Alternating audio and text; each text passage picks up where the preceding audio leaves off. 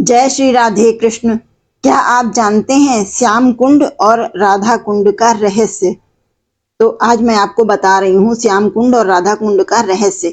एक बार राधा जी ने अरुष्टासुर को मारने के बाद भगवान कृष्ण से सभी तीर्थों में स्नान करके पवित्र हो जाने के लिए कहा। अरिष्टासुर वैसे तो राक्षस था, लेकिन जब श्री कृष्ण ने उसका वध किया तो वो गाय के रूप में था। तो श्री कृष्ण को गौ हत्या का पाप लगा।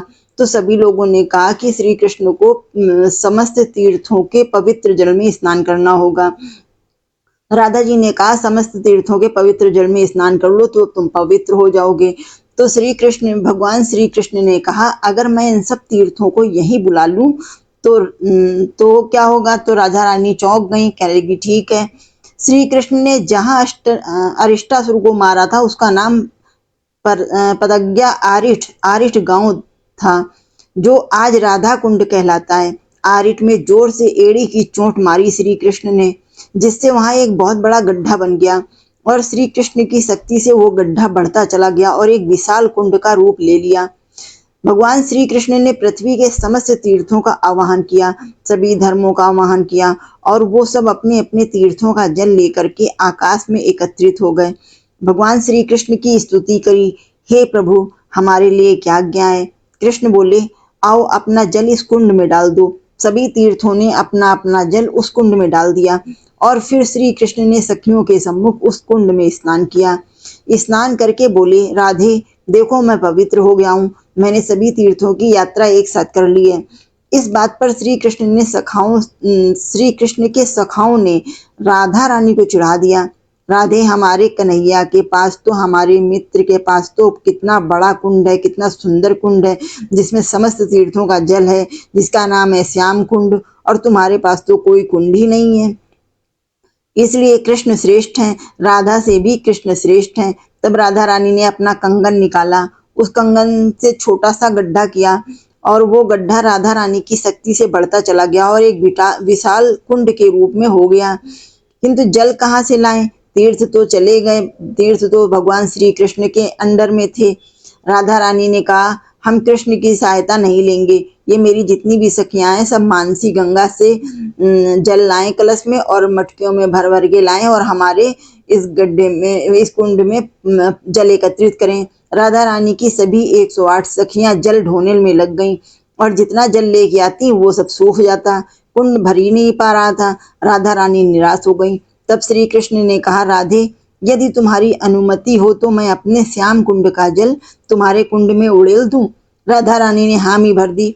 तब श्री कृष्ण ने बांसुरी की नोक से श्याम कुंड और राधा कुंड के बीच में एक लकीर बना दी। वो लकीर एक रास्ता बन गई और श्याम कुंड का जल दूसरे कुंड में भरने लगा और राधा रानी ने सखियों सहित उसमें स्नान किया। श्री कृष्ण ने उस कुंड का नामकरण किया राधा कुंड और ये आशीर्वाद दिया कि ये जो राधा कुंड है ये मुझे राधा के समान ही प्रिय होगा। जो उस राधा कुंड में बैठ करके भक्ति करेगा उससे मैं अति शीघ्र प्रसन्न हो जाऊंगा। पूरे पृथ्वी के समस्त तीर्थों, जो हजारों की संख्या में है, का फल इस राधा कुंड की 2 बूंद के आचमन करने से मिल जाएगा। केवल 2 बूंद मुंह में जल डाल लो, 2 बूंद सिर पर छिड़क लो, उसी से पूरी पृथ्वी के समस्त तीर्थों का फल इस राधा कुंड से प्राप्त हो जाएगा। ऐसा पद्म पुराण में भी कहा गया है। राधे राधे। राधे राधे। रूप गोस्वामी जी ने उपदेशामृत में लिखा है कि 14 लोक वाले ब्रह्मांड से श्रेष्ठ है वैकुंठ लोक, क्योंकि 14 लोकों का जो ब्रह्मांड है ये तो प्रलय में नष्ट हो जाएगा। वैकुंठ अविनाशी है, ये नष्ट नहीं होगा। वैकुंठ से भी श्रेष्ठ है मथुरा, मथुरा से भी श्रेष्ठ है वृंदावन, वृंदावन से भी अधिक श्रेष्ठ है गोवर्धन और गोवर्धन से भी श्रेष्ठ है राधा कुंड। और ये राधा कुंड जो है केवल भूमंडल पर ही नहीं, अनंत कोटि ब्रह्मांड, अनंत कोट वैकुंठों में सर्वश्रेष्ठ है। राधे राधे। राधे राधे। राधा कुंड के श्रेष्ठ होने का एक रहस्य है। राधा और कृष्ण रूप रस स्वरूप हैं। श्री कृष्ण है रस की मूर्त और राधा जी हैं प्रेम रस की मूर्ति। राधा जी का प्रेम जो है उसे कहते हैं मादन आख्या महाभाव प्रेम, अत्यंत उच्च कोटि का प्रेम, जो मनुष्य में तो क्या भगवान श्री कृष्ण में भी इतने उच्च कोटि का प्रेम नहीं है। और श्री कृष्ण में है मोदन आख्या महाभाव। तो ये अत्यंत उच्च कोटि का विशुद्ध प्रेम है। गोलोक में एक बार श्री कृष्ण ने श्री राधा जी की आंखों में देखा तो राधा जी की आंखों में अपार अतः उच्च कोटि का महाभाव प्रेम था। तो उस प्रेम के कारण श्री कृष्ण का शरीर पिघलने लगा और राधा जी ने श्री कृष्ण की आंखों में देखा तो राधा जी का शरीर भी पिघलने लगा। जैसे मोम अग्नि में घुल जाता है, वैसे ही देखते देखते दोनों पदार्थ की तरह घुल गए। सखियां और सखा जितने भी थे सब ढूंढते फिर रहे थे, कन्हैया कहाँ है, राधा कहाँ है, कहीं मिल नहीं रहे थे। राधा और कृष्ण को बहुत ढूंढा गया। तब आकर के वृंदा देवी ने देखा कि वहां दो कुंड बने हैं जो यहाँ पहले नहीं थे।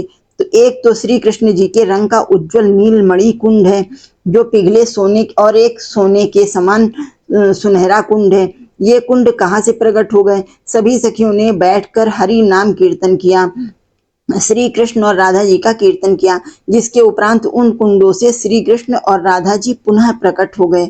ये कुंड थे श्याम कुंड और राधा कुंड। गोलोक में जो श्याम कुंड और राधा कुंड है वो राधा और कृष्ण के नाम पर ही श्याम कुंड राधा कुंड है। वे राधा कुंड श्याम कुंड ही तीर्थों के माध्यम से और अरिष्टासुर की लीला के माध्यम से धरती पर प्रकट हुए हैं। राधा कुंड साक्षात राधा है और कृष्ण कुंड साक्षात श्री कृष्ण है। जो लोग श्री कृष्ण को ढूंढ रहे हैं उनके लिए श्याम कुंड राधा कुंड साक्षात राधा कृष्ण है। इसलिए इनके महिमा सबसे अधिक है। पूरे ब्रह्मांड के सब तीर्थ एक तरफ और राधा कुंड और श्याम कुंड एक तरफ। राधा कुंड ही सबसे पवित्र और सबसे बड़ा कुंड तीर्थ है, इसलिए इसमें स्नान करने वालों को सारे तीर्थों का पुण्य फल प्राप्त हो जाता है। जय श्री राधे राधे।